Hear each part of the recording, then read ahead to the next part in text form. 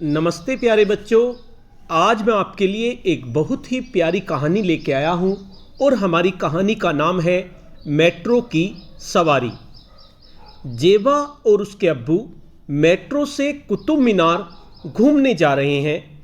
वे और क्या क्या देखते हैं, चलिए हमारी कहानी में जानते हैं। मेट्रो की सवारी ये कहानी लिखी है नेहा सिंह ने और ये प्रथम बुक्स की कहानी है और ये प्यारे प्यारे जो चित्र बनाए हैं ये राल ने बनाए हैं। तो चलिए अपनी कहानी को शुरू करते हैं। उठो जेबा, आज हम कुतुब मीनार देखने जाएंगे, अब्बू ने सुबह सुबह कहा। क्या अम्मी भी आएंगी? मैंने पूछा। अगर काम निपट गया तो ज़रूर आएंगी, अम्मी हमेशा काम करती रहती हैं, मैंने शिकायत की। हम कैसे जाएंगे मेट्रो में? अब्बू ने कहा। उसके बाद मेट्रो में पहुंच जाते हैं।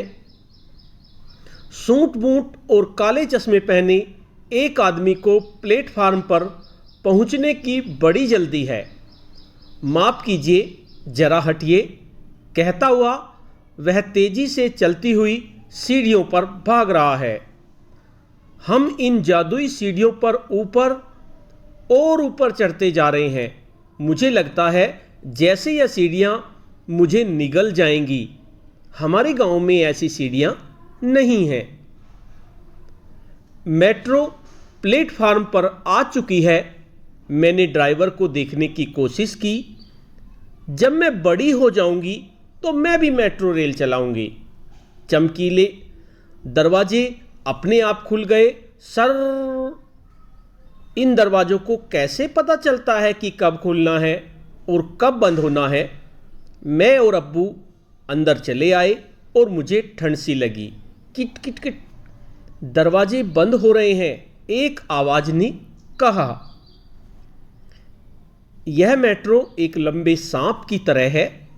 चमकीले चांदी सी सीटें, खंभे और पकड़ने के लिए चांदी सी छड़ें। एक नानी सामने वाली सीट पर सो रही है। उनका सिर बगल में बैठे आदमी के कंधे पर है। उस आदमी ने उन्हें जगाया नहीं, बस मुस्कुरा दिया और दोबारा अखबार पढ़ने लगा। मेट्रो चल दी। अब्बू देखिए, यह कांच की इमारत कितनी ऊंची है। इसमें आते जाते लोग तो चींटियों जैसे लगते हैं। क्या कुतुब मीनार इससे भी लंबा है? होना तो चाहिए। अब्बू हंस दिए। गांव में तो परम का घर सबसे ऊंचा था, 5 मंजिला, पर यह तो बहुत बड़ा लगता है। मेट्रो के दरवाजे खुल रहे हैं। Beep beep beep beep. यह क्या? शहर के बीचों बीच एक बड़ा सा जंगल। देखो, बिल्कुल हमारे गांव के पास वाले जंगल जैसे। मैंने अब्बू को कोहनी मार दिखाया। तुम यहीं आई थी ने, अपने दोस्तों और अध्यापकों के साथ? अब्बू ने पूछा।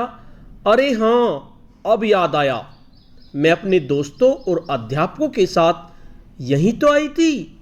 हमने खूब गाने गाए थे, नारे लगाए थे। पृथ्वी को बचाओ, जंगल को बचाओ, मुझे बचाओ वाला बैनर भी पकड़ा था और एक गिलहरी ने मेरे हाथ से मूंगफली भी खाई थी। बीप बीप, दरवाजे खुल रहे हैं। सर सर, एक लड़कियों का झुंड मेट्रो में चढ़ा है। वह आपस में हंस बतिया रही हैं। सब दोस्त लगती हैं।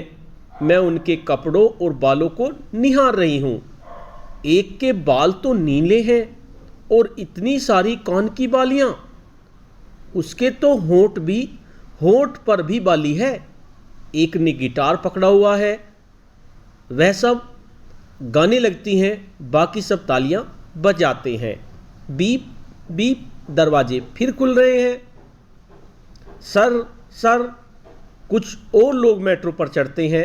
वह देखो, एक छोटा बच्चा एक बड़े से पीले महल की तरफ इशारा करता है। सचमुच बहुत विशाल महल है। जाने उसमें कौन रहता होगा। अगली बार अब्बू, अम्मी को मैं इसी बड़े महल में घुमाने लाऊंगी।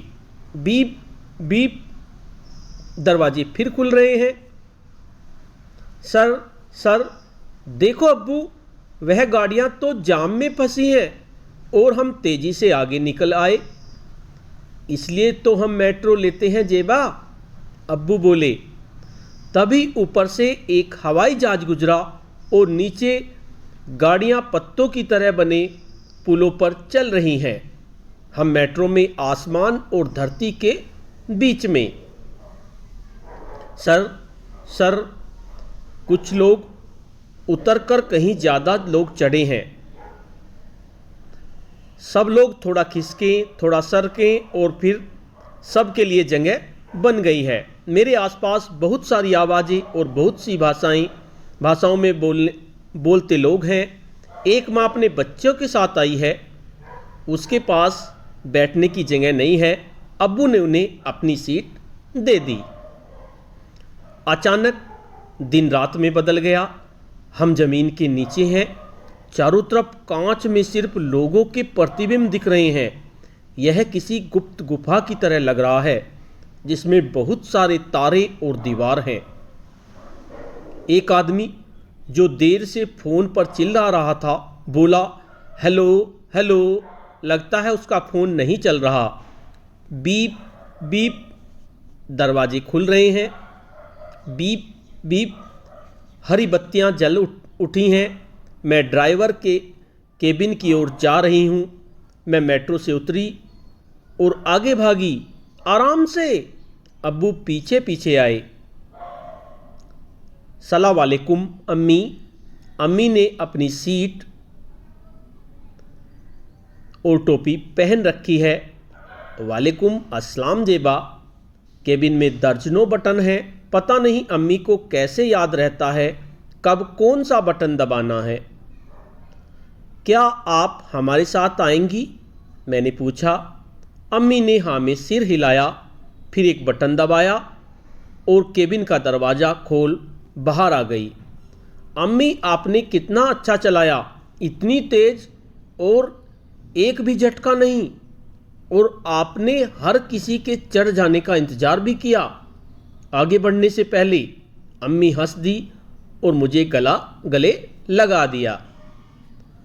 मैं बड़े होकर बिल्कुल आप जैसी बनूंगी, बस तब तक वर्दी भी चांदी जैसी चमकीली हो जाए, बिल्कुल इस मेट्रो की तरह, मैंने अम्मी से कहा।